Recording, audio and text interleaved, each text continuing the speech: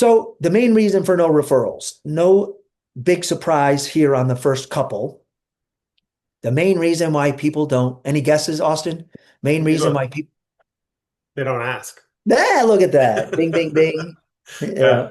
Yeah. The game show with uh Wheel of, well, no, not Wheel of, what's the game show called where Oh, the, Family Feud?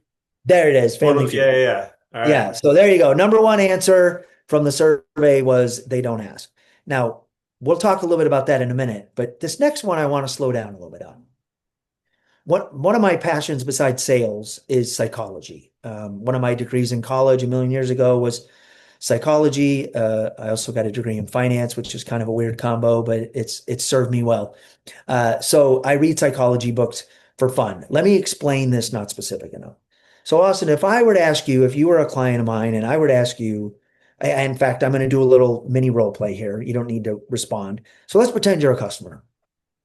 This is the wrong way. I find one of the best ways for people to learn things is to hear it the wrong way and then hear it the right way, and they can see the contrast. Yeah. So, hey, Austin, we've been working together for about 6 months now. I know you told me you're very happy. Um, who can you refer me to that has a need for sales training? Okay. That's a terrible ask. Let me explain why it's a terrible ask. It's a terrible ask, and I'll get back to this specific enough as part of my answer. I use the word referral instead of introduction. So that's mistake number one.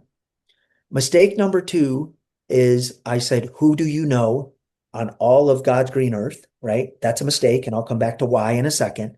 And the third mistake is, who do you know that wants to give me money? That puts way too much pressure on you. And I'm going to contrast all this, but let me now dig deeper into not specific enough. What we know from psychology and from medical journals and such is the way the brain works is we organize information into silos. What's a silo? I see you used to work over at company X. I see you're connected with Joe Smith on LinkedIn. I see that you regularly attend the following trade show in Vegas. Now I've siloed your brain, and your brain, even if you wanted to refer me to somebody in that first ask, you can't think of anybody because your brain doesn't think across the entire Yeah. quantity of people you know. So that's where we want to contrast that. And I'll get to how the opposite of that here in a moment. But does that make sense? Anything I can clarify there, Austin? No, I think the obvious one is, if somebody asked me, I'd be like, sure. And then I'd just have no idea where to go. And then I'd probably like well intentioned, but forget about it and then not kind of go through and think it through with any sort of like process.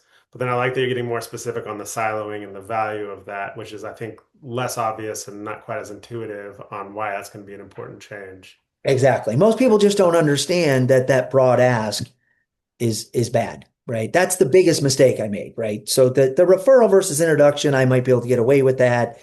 I would say the second biggest mistake, though, is saying, who do you know that needs sales training? Again, it puts too much pressure on the prospect and the client, and they're not going to give you anything. In fact, I was training a client yesterday on referrals, and they told me they were doing it over email. And I said, how's it working for you? And said, I'm not getting any. And I said, well, that's not surprising. Do it over the phone, and they're gonna start doing it over the phone or Zoom now.